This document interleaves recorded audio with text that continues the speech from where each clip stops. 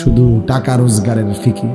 দেশে থাইকা পারো, নইলে বিদেশ গিয়া পারো, কোনো না কোনো ভাবে পয়সা রোজগার করো। টাকা রোজগার করলে মা বাপ খুশি, টাকা রোজগার না করলে মা অখুশি। খালাস। এরপরে ইমান আছে কিনা, ইসলাম আছে কিনা, নামাজ আছে কিনা, কোরআন আছে কিনা, আল্লাহ চিনে কিনা, হালাল হারাম কিনা, জায়েজ না জায়েজ না, এত কিছু আমার দরকার। ফুতের জিগায়ও না যে ফুত কামাই যে করতেছ কি হালাল কামাই করো না হারাম, না এত কিছুর দরকার কি? টাকা দিতেছে, খাইতেছে, ঘুমাইতেছে, বিল্ডিং করতে আসে, জমি কিনতে আসে, আপেল মালটা খাইতেছে। এক ছেলে আমারে নিজে বলছে, আমি সবার ব্যাপারে বলি না, এক ছেলে আমারে নিজে বলছে, হুজুর আমি একটা দেশের নাম বলছে, যেই দেশে আমার কর্মটা ছিল, চলে আসছে ওই দেশ থেকে।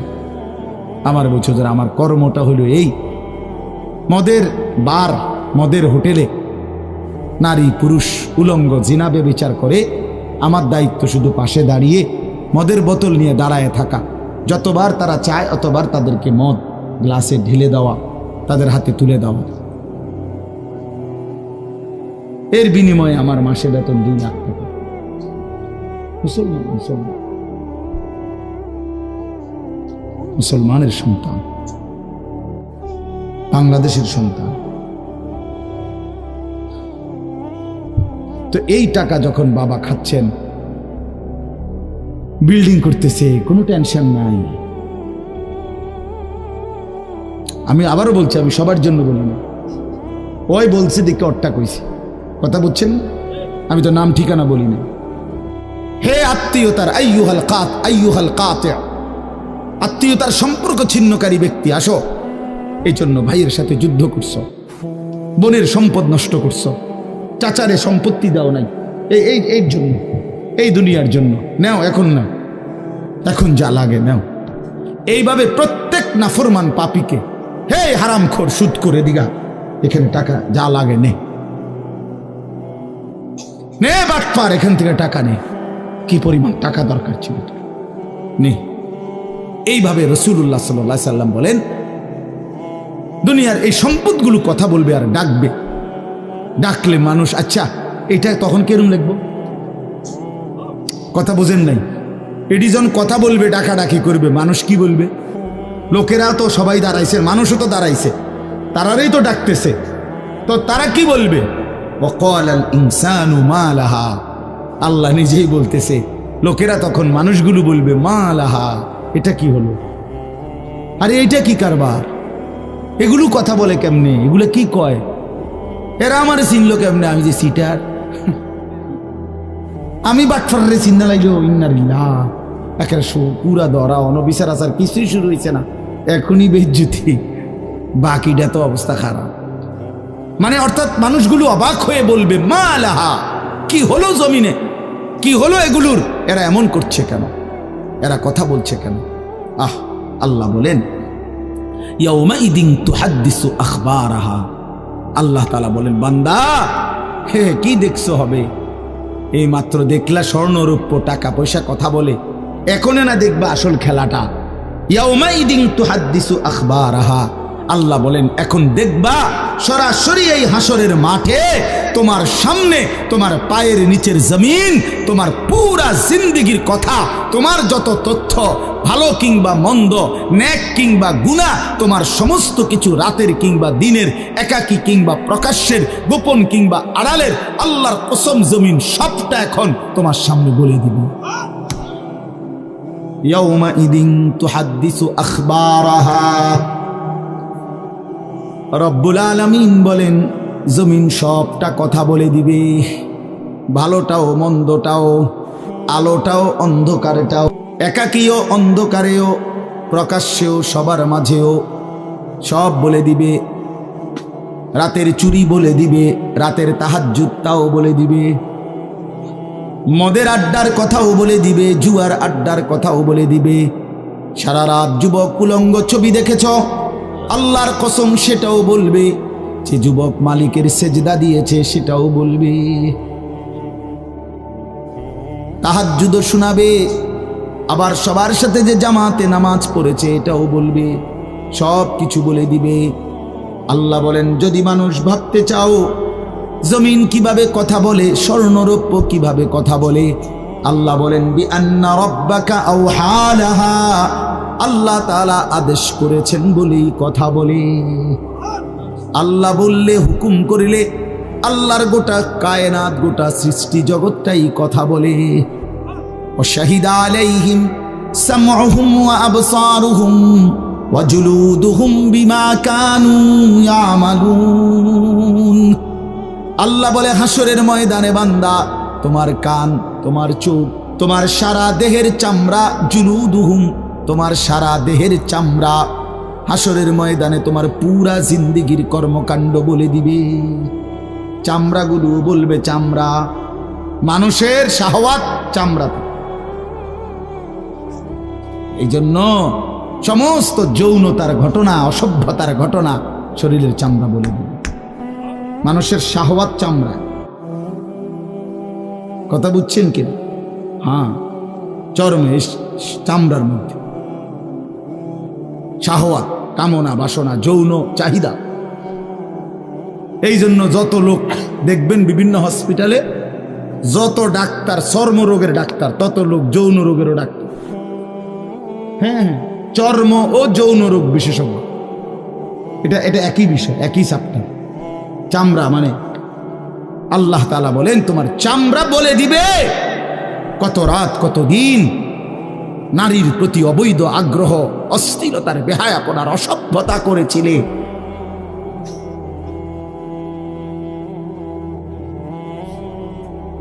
হায় হায়। এজন্য নওজোয়ান ছেলে, তোমরা সবাই ভাই কষ্ট করে বসো। যে যে পাশে দাঁড়িয়ে আছো, আল্লাহর ওয়াস্তে বসো। কষ্ট হলেও বসো ভাই, বসে শুনলে বরকত হবে। মোবাইলটা হাতের যাদের, এটা বন্ধ করে দাও। হাতে ধরা যেই মোবাইলগুলো, এগুলো বন্ধ করে দাও ভাই, এগুলো নামায়ে ফেলো। আমাদের চেহারার দিকে তাকাইয়া আল্লাহর কথা মনোযোগ দিয়ে শুনলে লাভ হবে। আসলে বাস্তবতা হলো, প্রতিটা আয়োজন কষ্টের আয়োজন। এক একটা মাহফিলের মধ্যে অনেক মেহনত করতে হয়। 2 টাকা, 10 টাকা, 20 টাকা, 50 টাকা একত্র করেই এরপর একটা মাহফিল। এক মুঠে কেউ টাকা দেয় না, অনেক জনের কাছ থেকে বারবার গিয়ে কষ্ট করে নিয়ে সবাই মিলে মিশে একটা মাহফিল। প্যান্ডেল, মাইক, পোস্টার, হ্যান্ডবিল, বক্তা, দাওয়াত দেওয়া, ঠিকমতো আসা, মেহমানদারি, আপ্যায়ন, সব মিলাইয়া অনেক কিছু, অনেক কাজ থাকে, অনেক পেরেশান। আমার মাদ্রাসায় আগামী 14ই ডিসেম্বর মাহফিল। তো গত 1 মাস থেকেই এই পরিকল্পনা, এটা হবে কোথায়, ওইটা হবে কোথায়, বক্তা বসবে কোথায়, শ্রোতা বসবে কোথায়, প্যান্ডেল হইলে কোন দিক দিয়া, এই কত কিছু যে লিখছি আমরা। তো এতে বোঝা যায় যে অনেক কিছু। এই সবটুকু কষ্ট করে যদি শুধু কেবল আসলাম আর গেলাম, কিছুই শুনলাম না, বুঝলাম না, কিছু গ্রহণ করলাম না, কি লাভ হলো ভাই? এই কষ্টের এই ইন্তেজামের মধ্যে ফায়দা কি? এই জুয়েল, ওর কথা বারবার আমার কাছে বলছে। মাঝখানে আমি গত বছরে খুব সম্ভব ডেট দিতে পারি না, তো আবদার ছিল, আমি এবছর বলছিলাম যে ডেট মিলাই দেব, তো দেওয়া হয়েছে। আসলে সবাইরই ব্যস্ততা, সবাই কষ্ট করেই ইন্তজাম করতে হয়েছে। এই জন্য আমি অনুরোধ করি, সবাই আমরা, ছেলেরা তোমরাও ভাই বসো, ভাই ওই ছেলে বসো না বাবা, এনে বসো, বসো। এই ছেলেরা তোমরাও বসো ভাই, যে কদ্দুরই শুনো, অসুবিধা নাই, যতক্ষণই শুনো। ফ্যান্ট যদি বেশি সিফা হয় তো সোজাই আসো, বসো না। অনেকের ফ্যান্টে সমস্যা, এটা এত সিফা যে গোলামের প্যান্ট ফিন্দাই দিছে, এই জন্য এটা দিয়ে বসতে পারে। এটা জানুন না? না, এটা ঐতিহাসিক তথ্য, মানে দুষ্টামি না। যাদের প্যান্ট সিফা, এটা হলো গোলামের পোশাক, মানে কৃতদাসের পোশাক। হ্যাঁ, এটা হলো আফ্রিকান, যাদেরকে দিয়ে পৃথিবীতে কৃতদাসের কাজ করাইতো, অর্থাৎ এই ভেড়া, বকরি, উট, দুম্বা, এগুলো লালন পালনের কাজ করাইতো, তো তাদেরকে এরকম সিফা প্যান্ট কিনে, মানে টাইট, কেন? যাতে বসতে না পারে। হ্যাঁ সত্যি, এটা ঐতিহাসিক কথা, যাতে বসতে না পারে, কাজে যাতে ফাঁকি দিতে না পারে, এই জন্য এদেরকে এই চিফা প্যান্ট এটা পরায় দিছে। নাহলে এটা কোনোভাবেই সুস্থ স্বাভাবিক কোনো মানুষের পোশাক না। সামান্যতম সুস্থতা আছে যার ভিতরে, সে এত টাইট এটা পরে কীভাবে? তারা হাঁটে কেমনে, বসে কেমনে, পেশাব পায়খানার জরুরত আছে মানুষের, তাইলে এটা পড়া মানে দাঁড়াইয়া প্রস্রাব করা ছাড়া তো অন্য কোনো সিস্টেম নেই, নাহলে এটা সে কীভাবে বুঝবে? তাইলে এত কষ্ট করে মানুষের পোশাক আল্লাহ তাআলা নাজিল করেছে। ইয়া বনি আদমা কাদ আনজালনা আলাইকুম লিবাসান, কোরআন শরীফে আছে। আল্লাহ বলেন, হে বনি আদম, আমি আল্লাহই তোমাদের উপরে পোশাক নাজিল করেছি। পোশাক আল্লাহর দেওয়া। এই যে মানুষ পোশাক পরার এই অনুভূতি, এটা আল্লাহর দেওয়া। আদম আলাইহিস সালামকে আল্লাহ তাআলা সৃষ্টি করে পোশাক ছাড়া পেশ করে নাই ফেরেশতাদের সামনে। কি মনে হয় আপনার? খোলামেলা, বুঝছেন না কথাটা? তো ওনার গায়ে কি ছিল? পোশাক ছিল। তো আল্লাহ তাআলা যখন থেকে আদমকে সৃষ্টি করলেন, তখন থেকে আদমের গায়ে পোশাকও দিল, সেই থেকেই পোশাক। ইউয়ারি সাওআতিকুম ওয়ারিশা, এটা স্পষ্ট। আল্লাহ বলছে দুইটা উদ্দেশ্যে পোশাক দিলাম। এক, এটা তোমাদের লজ্জা ঢেকে দিবে, আর ওয়ারিশা, এটা তোমাদের সৌন্দর্যের উপকরণ হবে। তাহলে এটার মধ্যে একটা আর্ট আছে, সৌন্দর্য আছে, এটা লজ্জা ঢাকবে। এখন যদি লজ্জাই না ঢাকে, এটা যদি সতরই না ঢাকে, তো এটা হলো কি? আল্লামা তকি উসমানী দামাত বারাকাতুহুমুল আলিয়া হযরত বলছেন যে কোনো মানুষের, পুরুষের সতর কোমর থেকে নিয়ে, নাভি থেকে নিয়ে হাঁটু, এটুকু জায়গা এভাবে ঢাকতে হবে। একে তো মোটা হইতে হবে কাপড়, যাতে করে পাতলার কারণে চামড়া দেখা না যায়। আরেকটা হলো এতটুকু ঢিলে ঢালা হইতে হবে, যাতে করে এতটা টাইট হইয়া না লাগে, যেন অঙ্গ প্রত্যঙ্গ, রান, পিছনের অংশ কার কেমন এটা বোঝা না যায়। স্বাভাবিক যেন ঢিলে ঢালা, নাই তো এটা কি হয় না, পোশাক হয়। একবারে শরীর সাইজ কাইটা কাইটা বানানো, এটা কোনোভাবেই সৌন্দর্য না। এই জন্য এটা একটা গুরুত্বপূর্ণ বিষয়। এটা বলে অনেক সময় অনেকেরই দেখি, এই বেচারা আমাদের সাথেও কোনো সময় দেখা করতে আসলে মাদ্রাসায়, মনে করেন মাহফিলের দাওয়াত দিতে আসছে অথবা এমনি দেখা করতে, তো আমাদের তো নিচে বসতে হয়, চেয়ার টেবিল নেই। তো এই নিচে বসতে কইলে আর বই তারা পেটারে টানতে টানতে ফ্যান যান শেষ। বেচারা নিজেও কষ্টে প্যারেশানিতে পড়ে, আমরাও প্যারেশানিতে পড়ি। এই জন্য স্বাভাবিক ঢিলে ঢালা পোশাক পরা উচিত, একটু যেন করে চলতে ফিরতে আরাম হয়। ভাই তোমরা বসতে না, তোরা এখান চলে যাও বেটা, অপদার্থ কোথাকার, যাও এখান থেকে বেটা। হ্যাঁ যাও, তোমার মতো দু চারজন শ্রোতা না হলে কি ফালতু কোথাকার। এতবার বললাম, এটা বসতে ক্ষতি কি? আল্লাহর কথা বসে শুনতে হয়। এটা এতবার একটা কথা বলতেছি, এটা যদি গুরুত্ব না হয় তো এটা কি হলো বলে? আল্লাহর কথা বসে শুনতে হয়, এটা তো একটা সার্কাস না। কি বলেন, এটা কি একটা সার্কাস? তাইলে কোরআন শরীফে আছে এটা। মুসা আলাইহিস সালামকে আল্লাহ তাআলা তুর পাহাড়ে জুতা খুলতে বললেন কেন? জুতা খুলে বসবার জন্য। আল্লাহর কথা বসে শুনতে হয়, জুতা খুলে শুনতে হয়, তাইলে নিজের মধ্যে পরিবর্তন আসে। আদব ছাড়া ইলম হয় না। কোরআন সুন্নাহর যে জ্ঞান, এই জ্ঞানের জন্য আদব জরুরি। অন্য পড়ার জন্য এটা এতটা জরুরি। বাংলা, অঙ্ক, ইংরেজি, পদার্থ, জীববিজ্ঞান পড়ার জন্য পেশাব করে ফানি লন লাগে না, বুঝেন না? দাঁড়াইয়া বসুক, বসে পড়ুক, বসে পেশাব করুক, এতে কোনো অসুবিধা নেই। কিন্তু আল্লাহর কোরআন পড়বার জন্য, রাসূলুল্লাহ সাল্লাল্লাহু আলাইহি সাল্লামের সুন্নাহ পড়বার জন্য প্রস্রাব করে ঢিলা নিতে হয়, টয়লেট পেপার ব্যবহার করতে হয়, পানি ব্যবহার করতে হয়। পবিত্র হইতে হয়। হ্যাঁ আসো আব্দুর রহমান, তুমি এনে আও। না না না, এখানে আসো। তো এই জন্য এটা জরুরি বিষয়। আমাদের কোরআন এবং সুন্নার এলেমের জন্য আপনার আদব জরুরি, আখলাক জরুরি, তহারাত জরুরি। এই যে এখন এখানে একটা, এটা আপনাদের এটা শুধু একটা মহড়া না, বরং এখানেও তো কোরআন সুন্নার এলম বলার জন্যই ওলামায়ে কেরাম আপনাদেরকে বসাইছে, ঠিক না? তো তাইলে আদব জরুরি। মাওলানা ইয়াহিয়া বয়ান করতেছিলেন, হ্যাঁ আল্লাহ তাআলা, আমি যেটুকু আইসা মাত্র শুনলাম, আল্লাহ তাআলা হাসরের ময়দানে এক কদম পাও বাড়াইতে দিবেন, জিন্দিগির প্রতি ইঞ্চির হিসাব হবে। আন উমরিহি ফিমা আফনাহু, পুরা হায়াত বান্দা কোথায় ব্যয় করেছো বলো আমাকে, আমার দেওয়া হায়াত। ও আন শাবাবিহি ফিমা আবলাহু, শুধু যৌবনটা কোথায় ব্যয় করেছো সেটা আমাকে আলাদা বলো।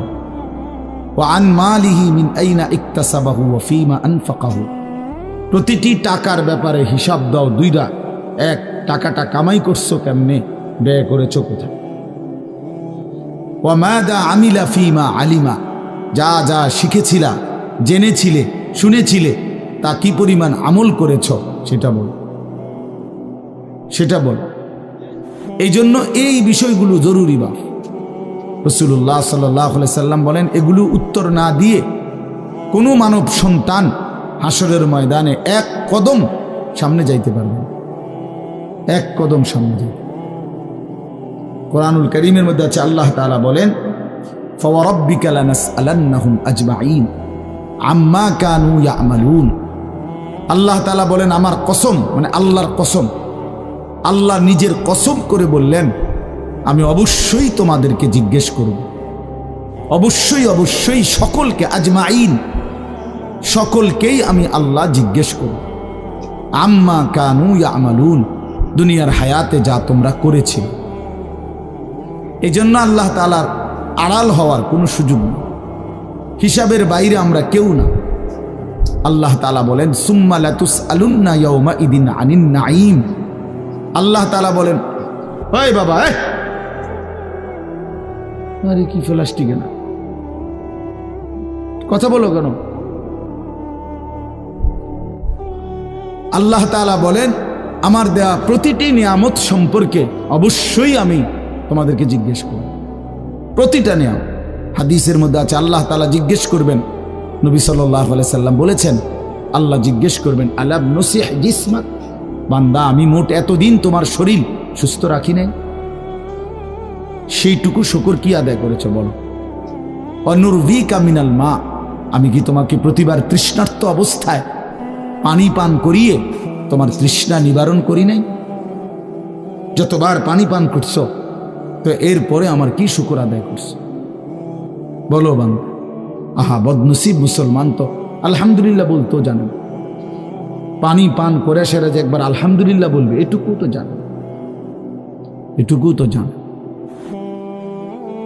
তাইলে এই জন্য বললাম, আমরা কিন্তু প্রত্যেকেই আমাদের হায়াত, ইয়াহিয়ার ওই কথার থেকে আমি বললাম, আমাদেরকে উত্তর দিতে হবে। ওয়াকিফুহুম ইন্নাহুম মাসউলুন। আল্লাহ তাআলা বলেন, হাসরের ময়দানে ফেরেশতাদেরকে বলবেন, আমার বান্দাদেরকে দাঁড় করাও, তাদেরকে এখন জিজ্ঞেস করা হবে একজন একজন করে। ওয়াকুল্লুহুম আতিহি ইয়াউমাল কিয়ামাতি ফারদান। আল্লাহ বলেন, সকলকে আমি আল্লাহর সামনে আসতে হবে একজন একজন। ফারদান অর্থ ওয়াহিদান, একজন একজন আমার সামনে এসে দাঁড়াও, আমার সামনে তুমি একাকী উত্তর দিবে, কোনো দুভাষী থাকবে না, একাকী উত্তর দিবে। এজন্য বাপ আমার, এটা জরুরি বিষয়, আমাদের জন্য জরুরি বিষয়। আমরা যেন আমাদের জিন্দেগির কদর করি।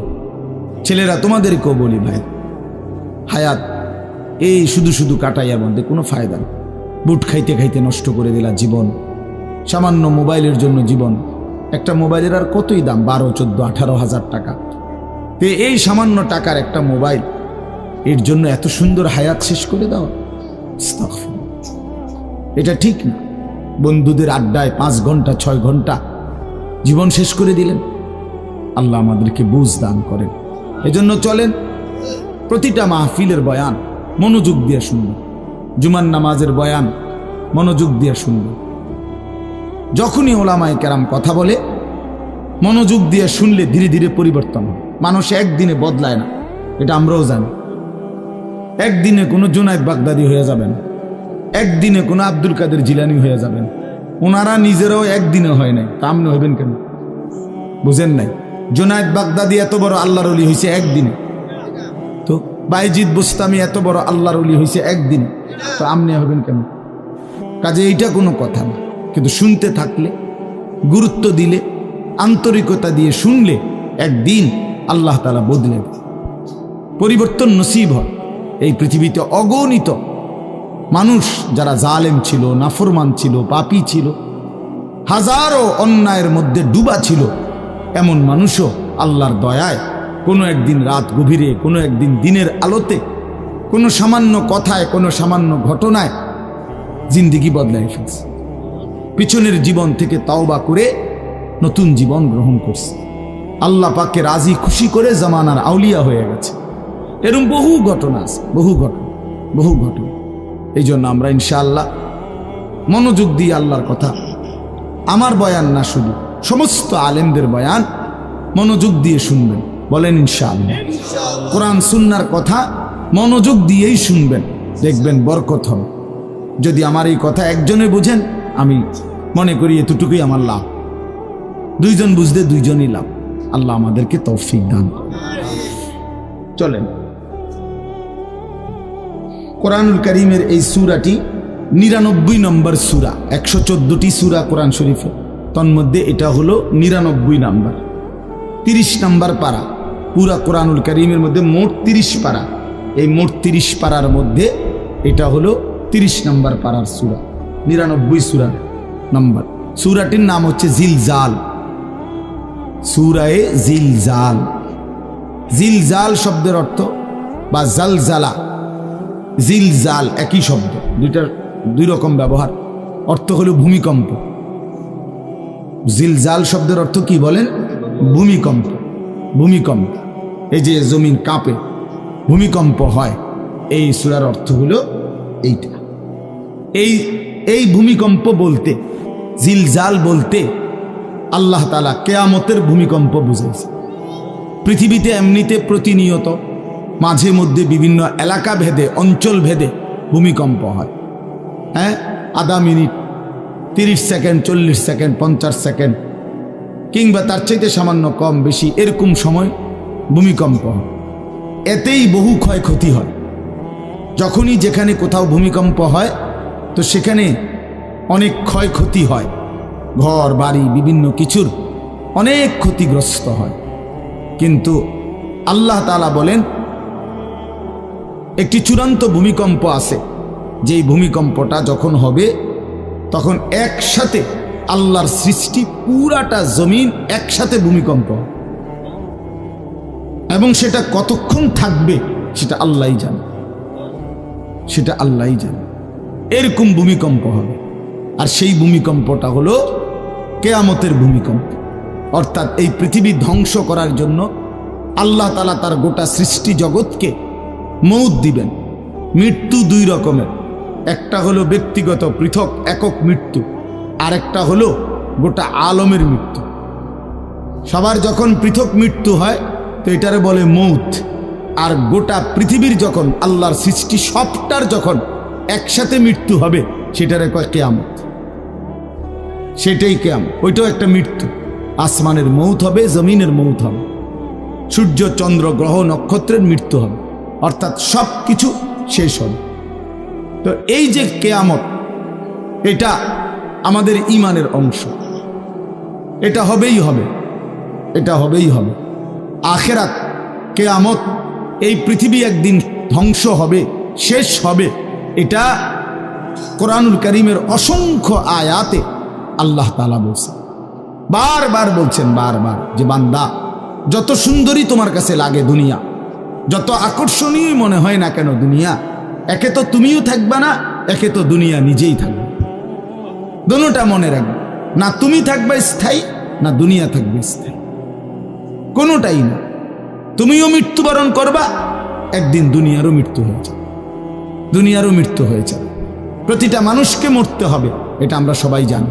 কুল্লু নাফসিন যায়িকাতুল মাউত, সমস্ত আত্মা, সমস্ত প্রাণ, আল্লাহ তাআলা বলেন মৃত্যুর স্বাদ গ্রহণ করে, মৃত্যুর স্বাদ গ্রহণ।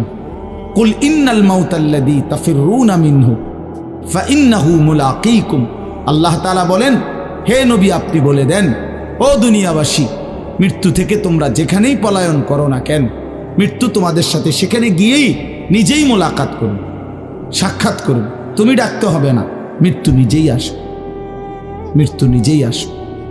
আইনামা তাকুনু ইউদরিকুমুল মাউতু ওয়ালাউ কুনতুম ফি বুরুজিম মুশাইয়াদা, আল্লাহ বলে তুমি যদি এমন একটা বিল্ডিং বানাও, ঘর বানাও, যে ঘরটা অনেক উঁচা, যে ঘরটার উপর দিয়া কেউ ভিতরে ঢুকতে পারবে না, যে ঘরটার মধ্যে একটা ছিদ্র নাই, একদম আটকানো, তো এরকম একটা ছিদ্রবিহীন সুউচ্চ ঘরও যদি তুমি বানিয়ে তার ভেতরেও তুমি আশ্রয় নাও, তো ইউদরিকুমুল মাউতু, মৃত্যু তোমার সেখানেই পৌঁছবে, তোমার সেখানেই পৌঁছবে।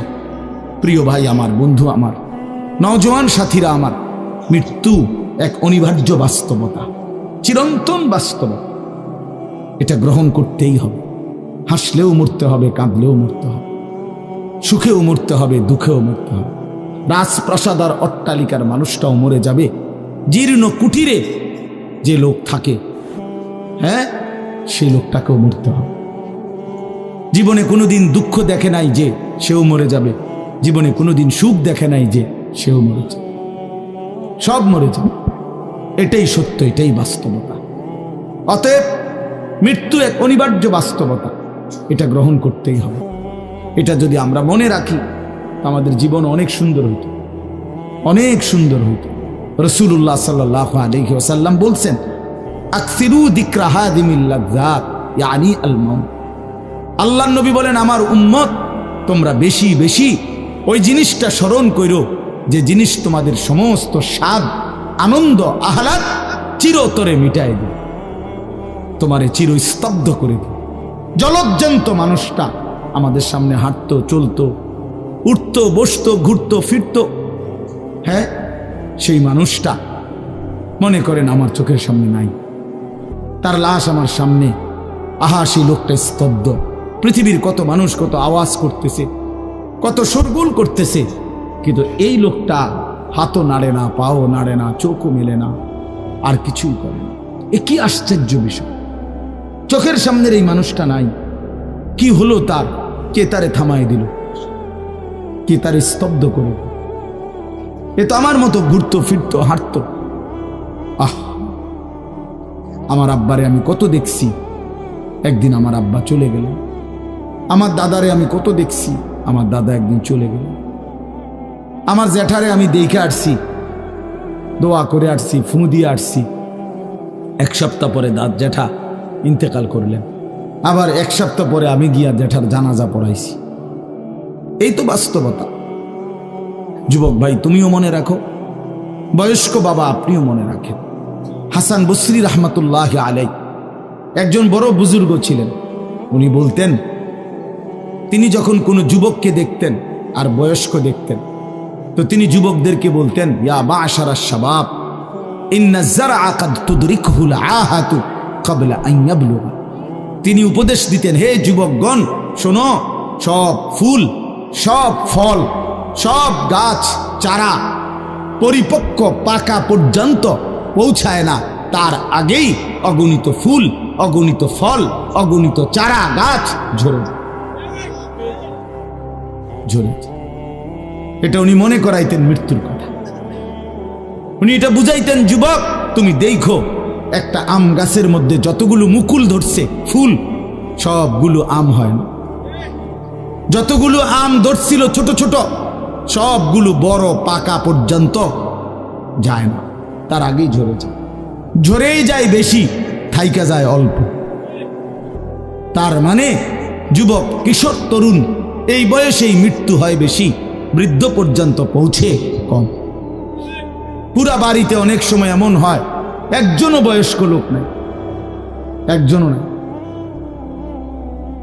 আমার ঘর, আমার বাপ চাচাদের যে ঘর, সেখানে আপনার এখন আমার চাচাতো ভাই, জ্যাঠাতো ভাই, আমার ভাই বেরাদর সব মিলাইয়া আমাদের ছেলে পেলে ভাই বাতিজা মিলে না হয়তো 60-70 জন আছি আমরা, কিন্তু আমাদের একজনও বয়স্ক লোক নাই।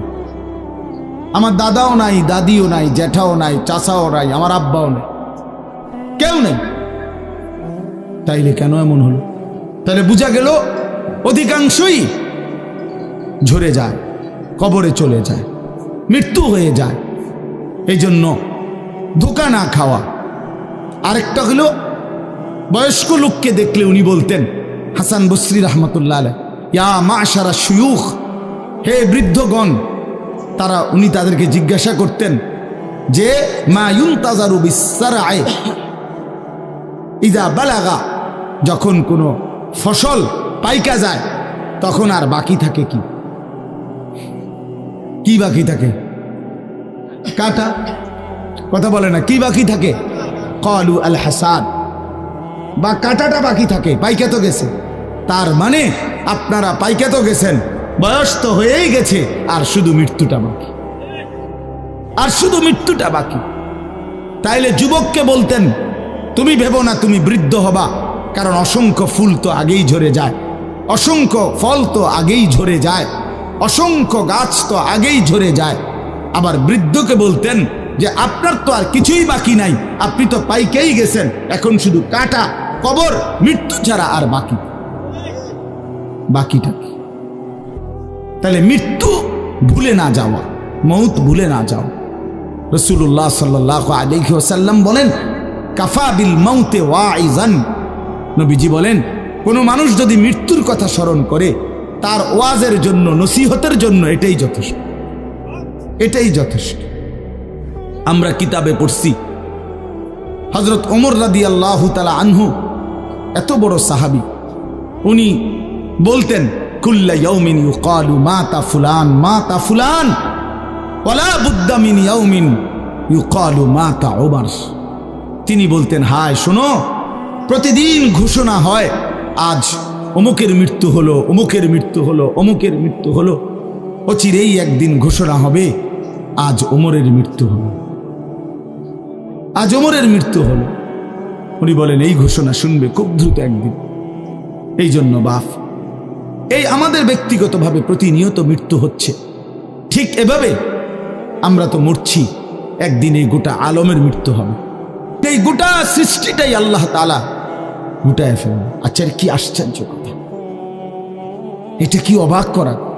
এক মিনিট যদি কেউ বিবেক দিয়া ভাবে, যারে বলে কি হুজুর, বলেন কি, এত বড় আসমান ভেঙে যাবে, এই সূর্য খসে পড়বে, চাঁদ খসে পড়বে। আল্লাহ তাআলা বলছে, ইযা সামাউন ফাতারাত, আসমান ভেঙে যাবে, ওয়া ইদাল কাওয়াকিবুন তাসারাত, তারকারাজি খসে খসে পড়বে, ইযা শামসু কুব্বিরাত ওয়া ইদাল কাওয়াকিবুন তাসারাত।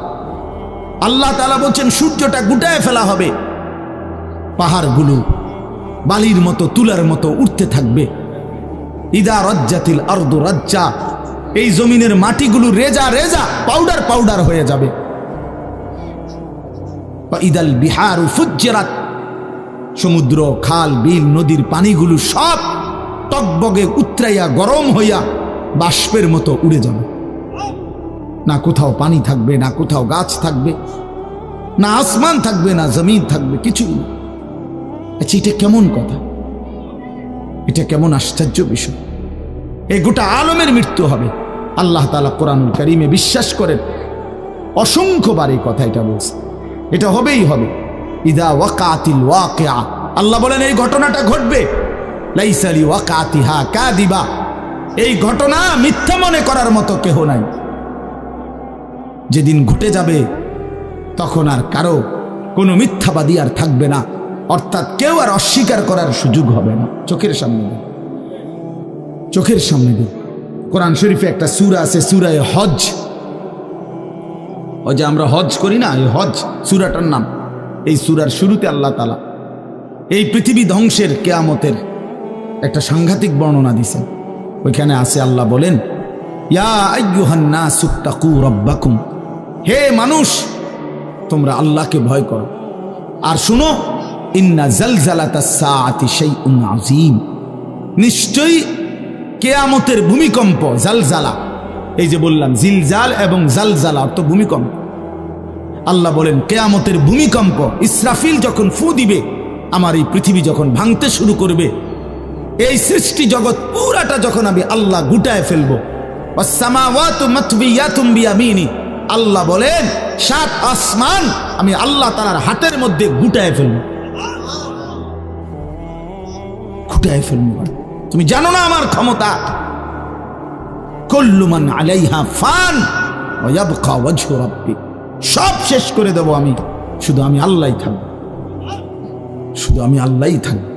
তো আল্লাহ তাআলা বলেন এই ইসরাফিল ফু দিলেই, শুরু করলেই জমিনে ভূমিকম্প শুরু হবে। ইন্না জালজালাতাস সাআতি শাইউন আযীম, আল্লাহ বলেন নিশ্চয়ই এই কিয়ামতের ভূমিকম্প, এটা শাইউন আযীম, বড়ই ভয়ানক, বড়ই মারাত্মক।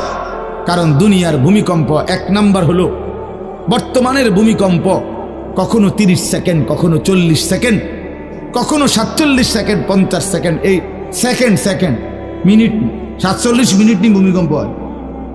কথা কর না কেন? 30 মিনিট ভূমিকম্প হয়। 30 মিনিট ভূমিকম্প হইলে আমাদের 14 গোষ্ঠী থাকবো নি কেন? 30 সেকেন্ড, 40 সেকেন্ড হয় ভূমিকম্প। এইটুকুতে একে তো সময় সামান্য, দ্বিতীয়ত হলো একসাথে গোটা পৃথিবীতে হয় না, এদিকে হলে ওইদিকে হয় না এরকম।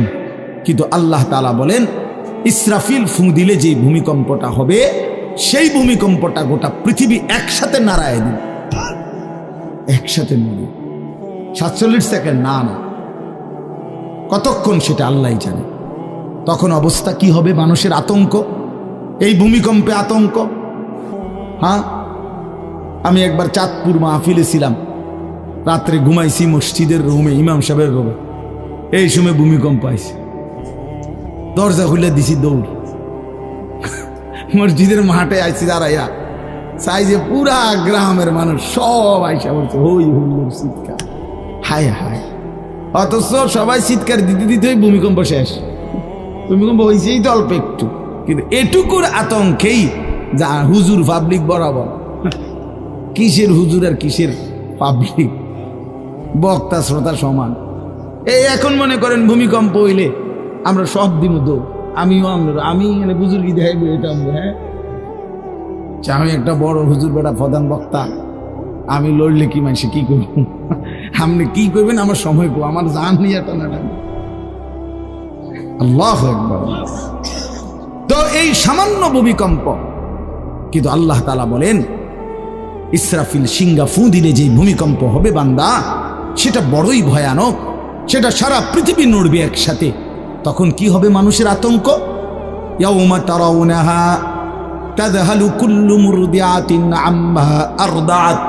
এই 1 নম্বরে আল্লাহ বলেন যে মা তার বাচ্চাটাকে দুধ পান করাইতেছিল, এই কোলের বাচ্চা, দুধের বাচ্চা, আপন মা তার দুধের বাচ্চা ভুলে যাবে, ফেলে দিবে, ছুঁড়ে মারবে, আর মা পাগলের মতো দৌড়ানো শুরু। কোরআন শরীফের আয়াত। ওয়াতাদাউ কুল্লু যাতি হামলিন হামলাহা। এবং আল্লাহ তাআলা বলেন যে মায়ের পেটের বাচ্চা 10 মাস পূর্ণ হয়ে গেছে, আগামী 2 ঘন্টা 5 ঘন্টা পরে বাচ্চাটা এমনিতেই প্রসব হইতো, আল্লাহ তাআলা বলেন ইসরাফিলের ফু দিলে জমিন যখন কাঁপতে শুরু করবে, তো এই গর্ভধারিণী মা, গর্ভবতী নারী পাগলের মতো এভাবে ছুটবে, দৌড়বে, নিজের গর্ভের বাচ্চা নিজেই পড়ে যাবে। ও তারান নাসা সুকারা, আল্লাহ বলেন মাতালের মতো সমস্ত মানুষগুলো ছুটতে থাকবে। ফাইদা বারিকাল বাসার ওয়া খাসাফাল কামার ওয়া জুমিআ আশ-শামসু ওয়াল কামার। আল্লাহ তাআলা বলে চন্দ্র সূর্য আলোহীন হয়ে যাবে, সূর্য চন্দ্র এক হয়ে যাবে। ওয়া জুমিআ আশ-শামসু ওয়াল কামার ইয়াকুলুল ইনসানু ইয়াওমাইদিন আইনাল মাফার। লোকেরা দৌড়বে আর ছুটবে, মানুষ একে অপরকে জিজ্ঞেস করবে ভাইয়া পালাবো কোথায়, দাঁড়াবো কোথায়? কোথাও তো স্থির কোনো জায়গা নাই, কোথায় দাঁড়াবো? আল্লাহ তাআলা বলেন কাল্লা লা ওয়াজার, না বান্দা, সেদিন আর কোথাও জায়গা মিলবে না। ইলা রব্বিকা ইয়াউমা ইদিনিল মুস্তাকার, আজকে শুধুই কেবল তোমার আল্লাহর কাছেই আশ্রয় ঠিকানা। এভাবে বহু আয়াত কোরআনুল কারীমের মধ্যে আল্লাহ তাআলা বর্ণনা করছেন। আমার ভাই, তো এই ইসরাফিলের ফু দিলে গোটা আলমের মৃত্যু হবে, ভূমিকম্প শুরু হবে। তো এই ভূমিকম্প কেন হবে? এই কাঁপতে কাঁপতে সমস্ত কিছু ভাঙ্গা একসাথে এই সব কিছু আল্লাহর সৃষ্টি সমস্ত কিছুই জমিনের তলদেশে চলে যাবে। জমিন তখন খালি ফাঁকা, জমিনে তখন কিচ্ছু নাই, কিচ্ছু, একটা সুতা মাটির উপরে থাকবে। এই প্রথমবার ইসরাফিল ফু দিলে সমস্ত কায়নাত, ইনসান, জিন, আল্লাহর সমস্ত সৃষ্টি মাখলুকাত সব জমিনের তলদেশে চলে যায়। মানুষ ও জিন ও অর্থ সম্পদ, স্বর্ণ রৌপ্য, মণি মুক্তা, হীরা জহরত, সব সব সব একটা কাগজের অস্তিত্ব, সব কিছু, গোটা জমিন ফাঁকা। এভাবে কতদিন আল্লাহ জানে, কতদিন আল্লাহ জানে। হ্যাঁ মা ভাই, এরপরে একটা নির্দিষ্ট সময় পরে আবার আল্লাহ তাআলা ইসরাফিলকে জীবিত করবেন, করে আবার আল্লাহ তাআলা দ্বিতীয়বারের মতো ফু দিতে বলবেন। এই দুই ফুঁয়ের মাঝখানে কতদিন? নবী সাল্লাল্লাহু আলাইহি সাল্লামের এক হাদিসের মধ্যে বলছে 40। সাহাবীরা ব্যাখ্যা করছেন, মুহাদ্দিসিন, সেই 40টা হতে পারে 40,000 বছর। 40,000। এই জন্য বাপ একটা কথা হলো, সর্বশেষ যেই লোকটা কবরে যাবে, শেষ যেই ব্যক্তি মরবে পৃথিবীতে, হতে পারে তাকেও শুধু কবরেই থাকতে হবে 40,000 বছর। 40,000 বছর, এরপরে তো আখিরাত। এই 40,000 বছর যদি কবরে আযাব হয়, 40,000 বছর যদি কবরে আযাব হয় ভাই, তখন কি হবে? এবার ভেবে দেখেন, এখন যারা কবরে যাচ্ছে, হ্যাঁ, নূহ আলাইহিস সালামের জামানায় যারা মারা গেছে, ইব্রাহিম আলাইহিস সালামের জামানায় যারা মারা গেছে, নবীজি সাল্লাল্লাহু আলাইহি সাল্লাম তো 1,500 বছর আগে ইন্তেকাল করছেন, 1450 বছর আগে। তো ওই সময়ে যারা মারা গেছে তারা কবরে পড়ে আছে আজকে 1,500 বছর, 1,500 বছর, 1500 বছর। তাহলে নূহ আলাইহিস সালামের জাতি কত বছর থেকে পড়ে আছে? কোথায় নূহ নবী, কোথায় আমাদের নবী? কত ব্যবধান! এই জন্য বাপ, শুধুমাত্র কবরের বিষয়টাই তো সাংঘাতিক, আখিরাত তো পড়ে।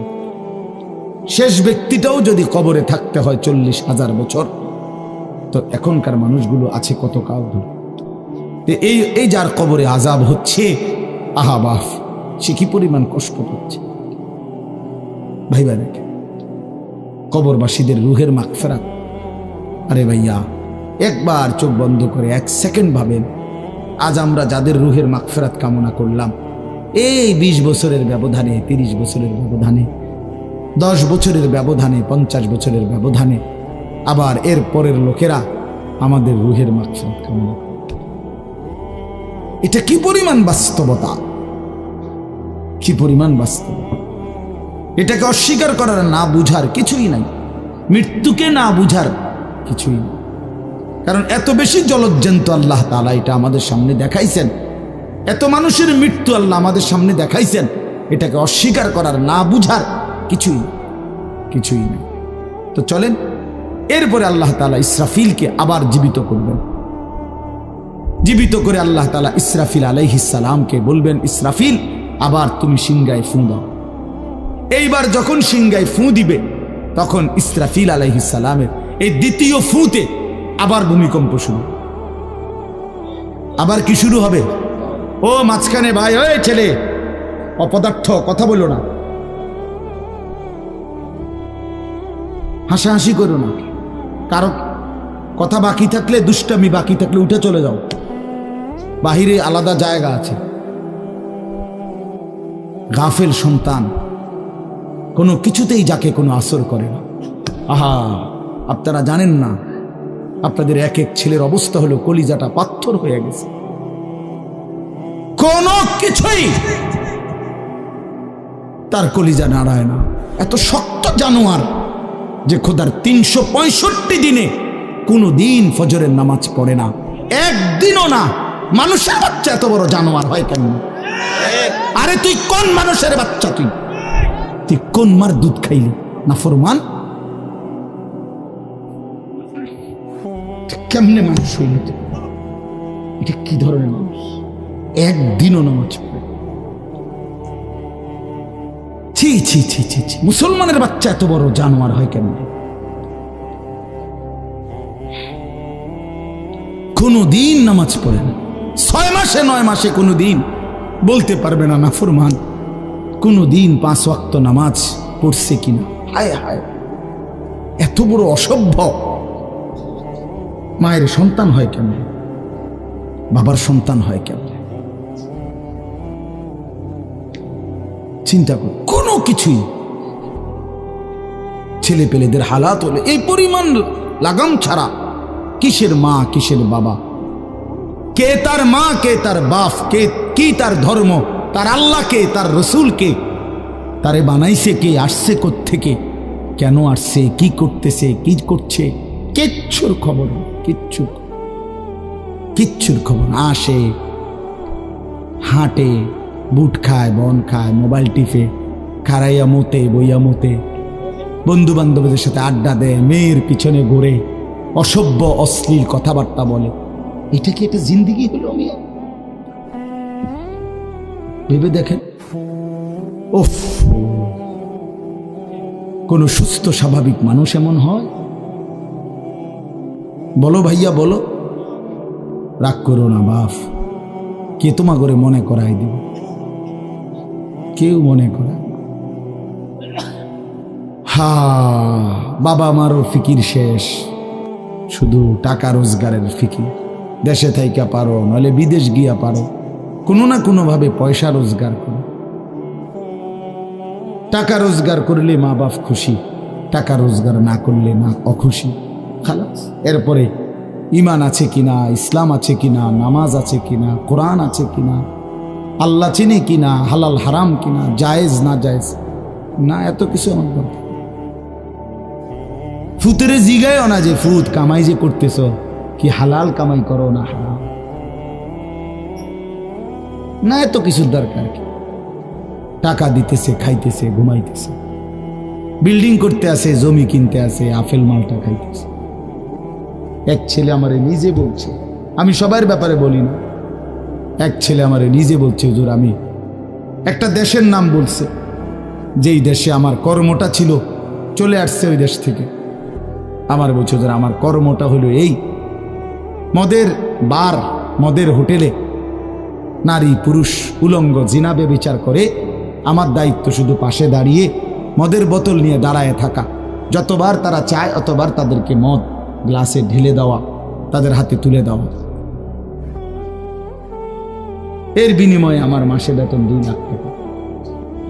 মুসলমান, মুসলমান, মুসলমানের সন্তান, বাংলাদেশের সন্তান। তো এই টাকা যখন বাবা খাচ্ছেন,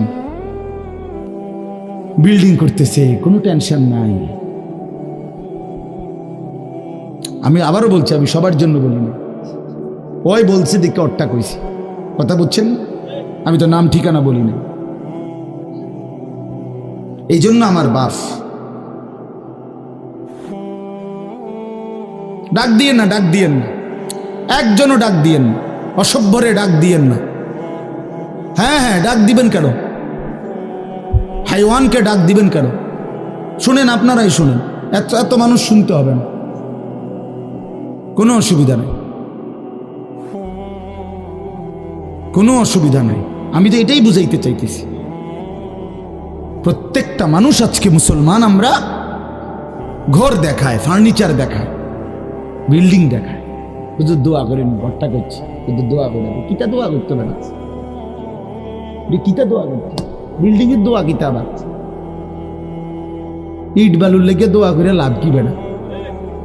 হুজুর মোটরসাইকেল কিনছি, শুধু দোয়া করে, কিতা দোয়া করতে, কি মোটরসাইকেলের দোয়া কিতা? আবার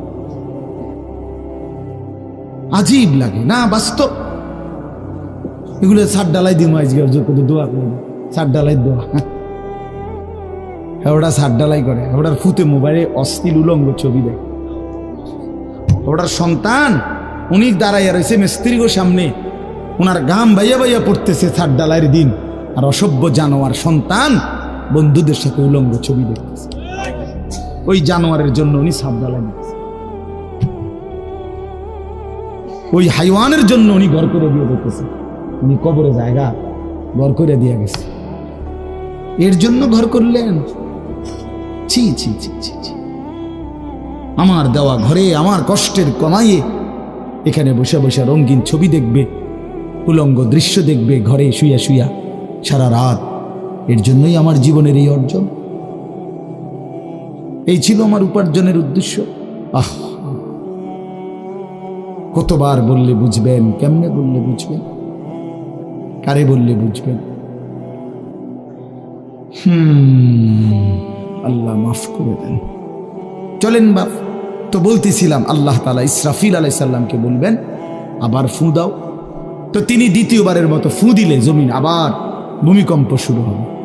এই ভূমিকম্পে জমিন কাঁপতে কাঁপতে এইবার জমিনের তলদেশে ওই প্রথমবার ফু দেওয়াতে ভূমিকম্প কাঁপতে কাঁপতে সব উপরে যা ছিল সব নিচে চলে গেছে। মনে আসেনি? এটা কইছি।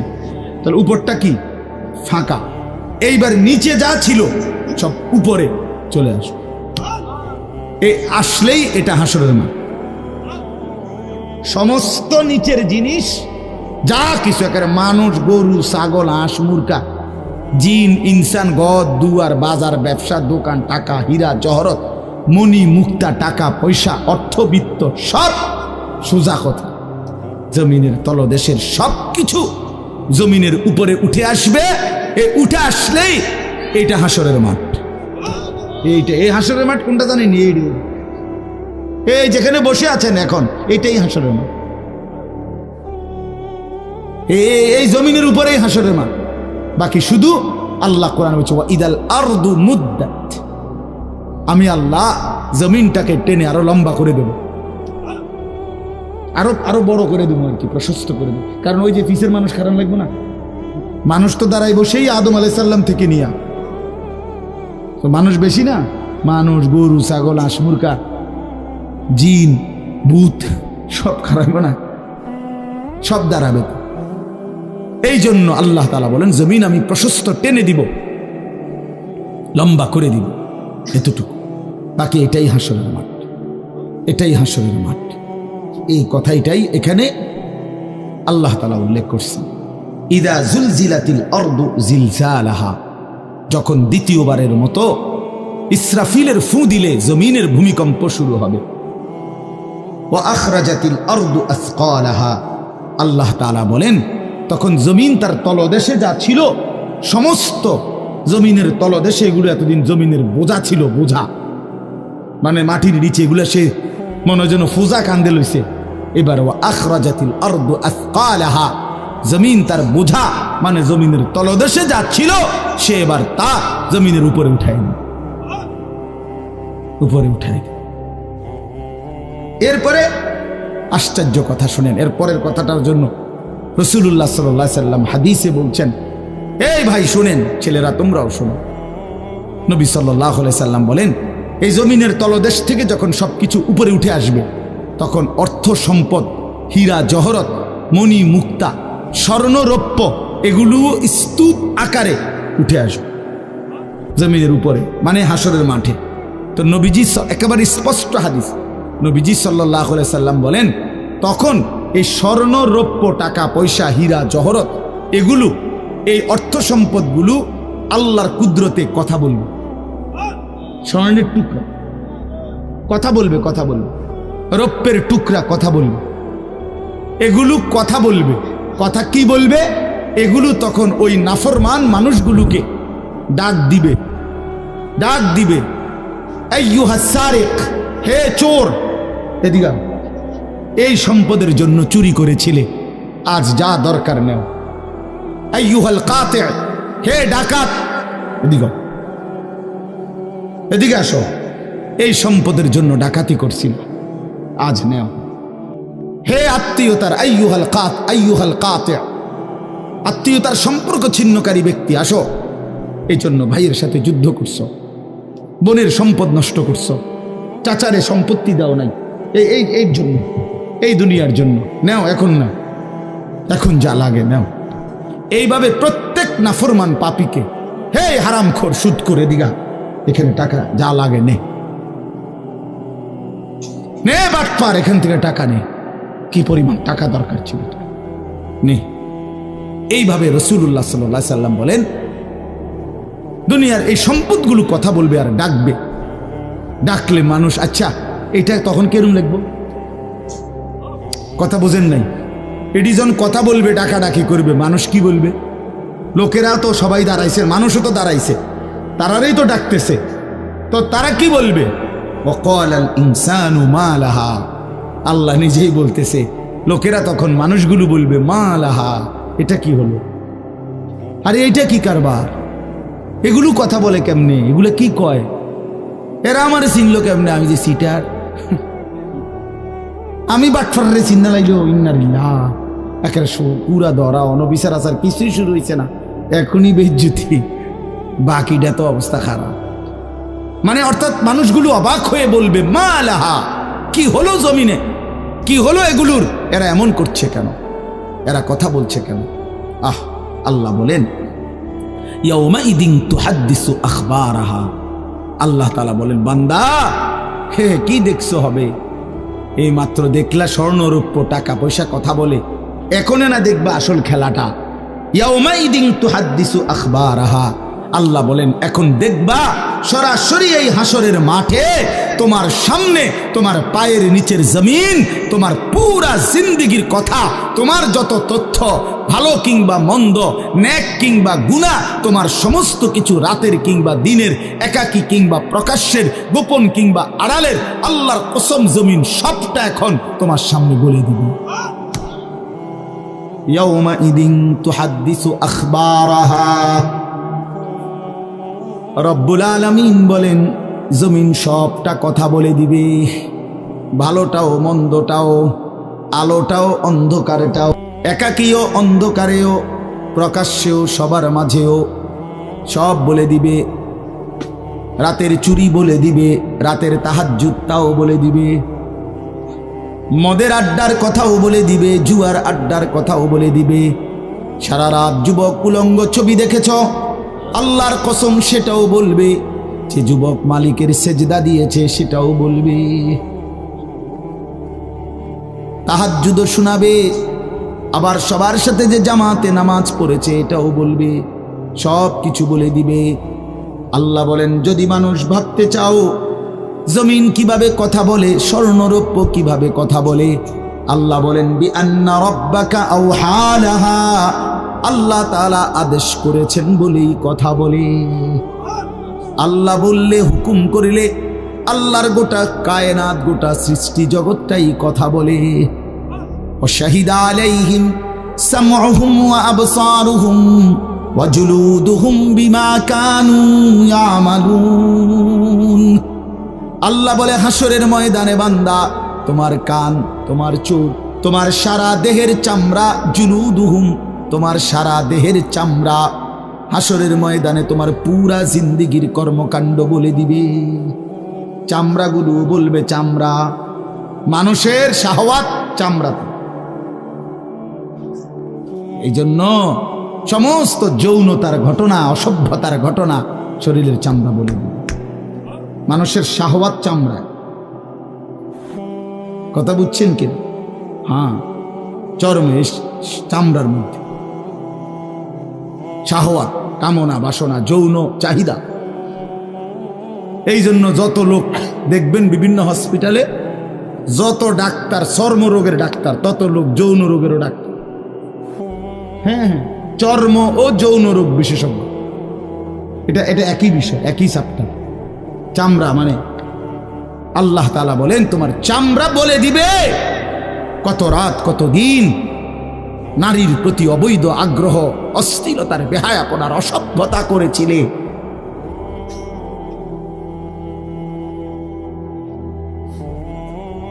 হায় হায়, বিআন্না রাব্বাকা আওহা লাহা, আল্লাহ বলেন আমি আল্লাহ হুকুম করেছি বলে কথা বলুন। এই জন্য আল্লাহ হুকুম করিলে চামড়াও কথা বলে, কানেও কথা বলে। এখন কি কানে কথা বলে? কিন্তু সেদিন বলল চোখেও কথা বলবে। এখন চোখ কথা বলে না, মানে সব কিছুর জবান খুলবে, সব কিছু। আপনারা বলেন, আমরা তো মনে করি জিহ্বায় কথা বলে না, জিহ্বায় কথা বলে না, আল্লাহর হুকুম হইলে কথা বলে। নাহলে যেই লোক বোবা তারও তো জিহ্বা আছে না, তো সে কথা বলে না। যে লোক কানে শুনে না, তো তার কি আপনার এইভাবে কান বলতে কিছু নাই, তো সে শুনে না কেন, কথা বলেন না কেন? আল্লাহর হুকুম। যার চোখ, যে চোখে দেখেন, এই যে জুয়েল ভাই, আমি মূলত তার মহব্বতেই মাহফিলটা দিছি।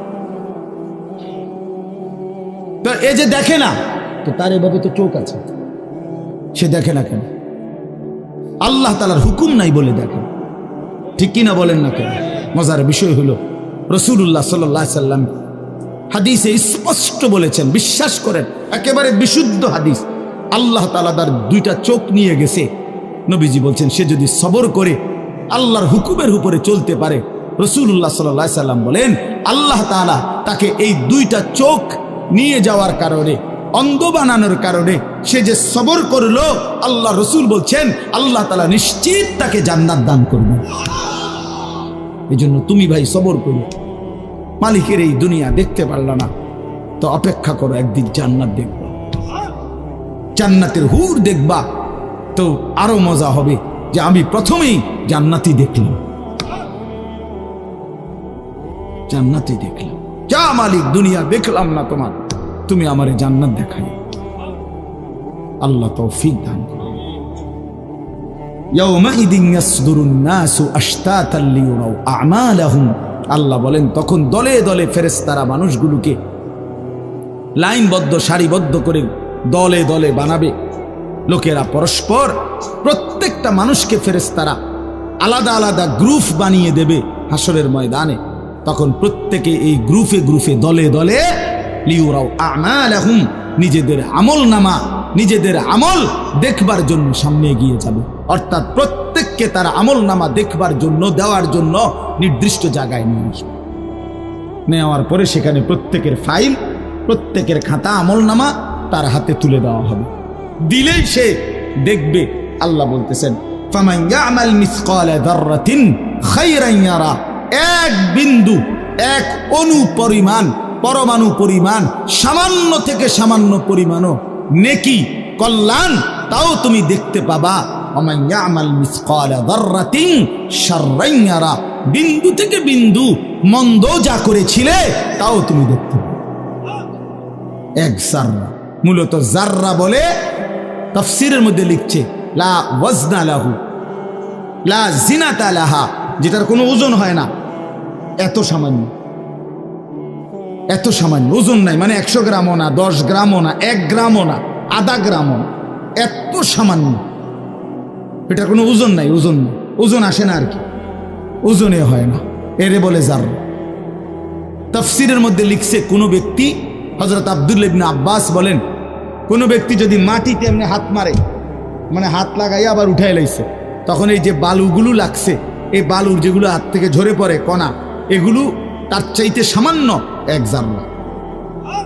আমার উস্তাদ বলছিলেন ছাত্র জীবনে আমাদেরকে, যে মানুষ যে কাপড় ধুইয়া চিপে, কাপড় এমনি চিপ্পা রৌদ্র দেয় না, মানে চিপ্পাই তো ফানি ফেলায়, তো কাপড় চিপ্পা সাইরা মানুষের একটা স্বভাব হইল রৌদ্র দেওয়ার আগে এটার একটা ঝাড়া মারে, লুঙ্গিটারে একটা আগে কি মারে, ঝাড়া দিয়া এরপরে দেয়।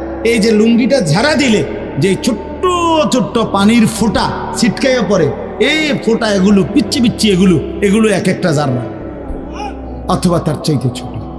এটার ওজন আসবে না, এটা 1 গ্রামও হবে না, আধা গ্রামও হবে না। এই সামান্য ভালোটাও তুমি দেখবা, মন্দটাও দেখবে। কেমনে আড়াল করবেন ভাই? নিজেকে আড়াল করবেন কেমনে বাপ? যুবক, তুমি কেমনে আড়াল করবা? কোরআন শরীফে আছে, আল্লাহ বলেন, ইয়াউমা তুবলাস সারাইর, বান্দা আমি হাসরের ময়দানে তোমার অন্তরের গোপন বিষয়গুলো, যেগুলো কেউ শুনে নাই, তুমিও বলো নাই, শুধু মনে মনে কল্পনা করছিলা ভালো কিংবা অসৎ, সেগুলো হাসরের ময়দানে তোমার সামনে খুলে দেব। হ্যাঁ, আফালা ইয়ালামু ইযা বু'সিরা মা ফিল কুবুর ওয়া হুসিলা মা ফিস সুদূর।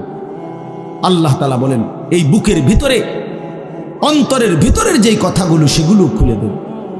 এজন্য আজকে আমার কথা এখানে শেষ।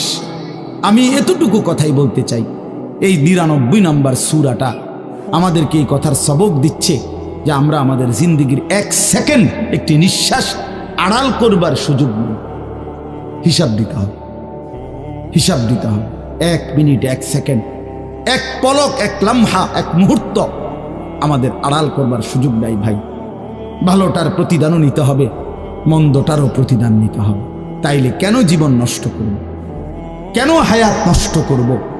আমার অনুরোধ রইল, যতগুলো যুবক ছেলে আছো ভাই, তোমাদের কাছে অনুরোধ, মৌলানা কথা বলবে, এরপরে আরও একটু বয়ান হলে এরপরে দোয়া হবে, কিন্তু আমার মাঝখান দিয়ে এই কথাটাই আমি অনুরোধ করে বললাম, প্রত্যেকেই দয়া করে আল্লাহর ওয়াস্তে, আল্লাহর ওয়াস্তে নিজের জীবনের কদর করো ভাই। আমার এটাই শেষ কথা। যুবক ছেলেরা, তুমি আমার সাথে এখন যাইবা না, আমিও তোমার সাথে যাব না। এই দুনিয়াও যেমন আমি আলাদা চলে যাচ্ছি, আপনারাও আলাদা চলে যাবেন, কিন্তু বাস্তব কথা হইল আমি আপনি প্রত্যেকে আলাদা আলাদা কবরে, আখেরাতে আল্লাহর সামনে মুখোমুখি হতে হবে। এজন্য হাত জোর করে অনুরোধ করছি ভাই, নিজেরে নষ্ট করো না। একটা ছেলেও যদি বুঝো, আমার অনুরোধ রইল তোমার প্রতি, তুমি নষ্ট হইও না, চরিত্রহীন হইও না, তুমি হায়াতটা শেষ করে দিও, কষ্ট পাইবা। এই নারী ছবি, অশ্লীল দৃশ্য, উলঙ্গপনা, বেহায়াপনা, এই জেনা ব্যভিচারের দৃশ্য, এগুলো দেখো না। চেষ্টা করো 5 ওয়াক্ত নামাজ পড়তে, 5 ওয়াক্ত নামাজ পড়তে হিম্মত করলে পারবা ভাই। পেশাব পায়খানার পরে টয়লেট পেপার ব্যবহার করো, পানি ব্যবহার করো, দেখবা শরীর পবিত্র থাকলে আল্লাহর ইবাদত করতেও মন চাই। মূলত মানুষ অনেকের যাদের নামাজ ছুটে যায়, তাদের একটা বড় কারণ হলো তার শরীর অপবিত্র, শরীর নাপাক, আর নাপাক দেখে নেক কাজের তামান্না, আগ্রহ জাগে না। এই জন্য এই যে পেশাব করে পানি নেয় না, টয়লেট পেপার ব্যবহার করে না, এই অসভ্য এই কারণে নামাজ পড়তে চায়। বাস্তব কথা, এর তখন আর হায়া লজ্জা থাকে না। এই জন্য সবাই বলে ইনশাআল্লাহ নামাজ পড়ো, নিজেদের স্ত্রী, কন্যা, বোনকে পর্দা পশিদায় রাখতে চেষ্টা করেন। যে মেয়েটার পর্দা নাই, যে মহিলার পর্দা নাই, বিশ্বাস করেন যে তার নিজের ইজ্জত, নিজের কদর, নিজের সতীত্ব, নিজের পর্দার কদর বোঝে না, এটা কোনো নারী না, এটা কোনো মহিলা না, এটা প্লাস্টিক জাতীয় কিছু হইতে পারে। এটা এক ধরনের প্লাস্টিক, এটা এক ধরনের অসভ্য। যে নারী বেপর্দা, যেই মেয়ে দুশ্চরিত্র, যেই মেয়ে চরিত্রহীন, যেই মেয়ে বেহায়ার মতো চলে, সে শুধু নিজের ক্ষতি করে না, সে একটি সমাজ নষ্ট করে, একটি মহল্লা শেষ করে। এই আগুন সারা মহল্লায় জ্বালায়া দেয়, তার রূপের যৌবনের আগুন জ্বালায়া অসংখ্য যুবকের জিন্দেগি নষ্ট।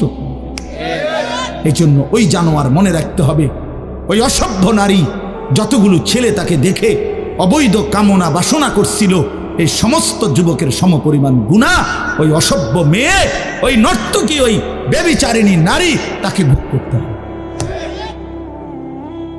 এত সোজা না।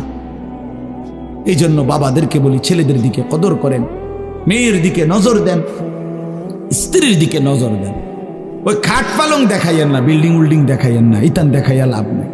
হুইতে লাইলে সবারই ঘুমাইয়া লাগে, পরিশ্রম করিয়া ঘুমাইলে এত কিছু লাগে না। কত মানুষ আছে এরকম যারা ফাওড়াও দোয় না, জুতাই নাই, বেটা ফাও দিব কি দিয়া বেটা। হ্যাঁ, সময় করি এতটা ক্লান্ত থাকে যে শুইলেই কি এসে পড়ে ঘুম আসে। আল্লাহ আমাদের সবাইকে কদর করার তৌফিক দান করেন। আজকের এই মাহফিলকে আল্লাহ তাআলা ভরপুর বরকত দান করেন। আল্লাহ তাআলা আপনাদের সবাইকে কবুল আর মঞ্জুর করেন।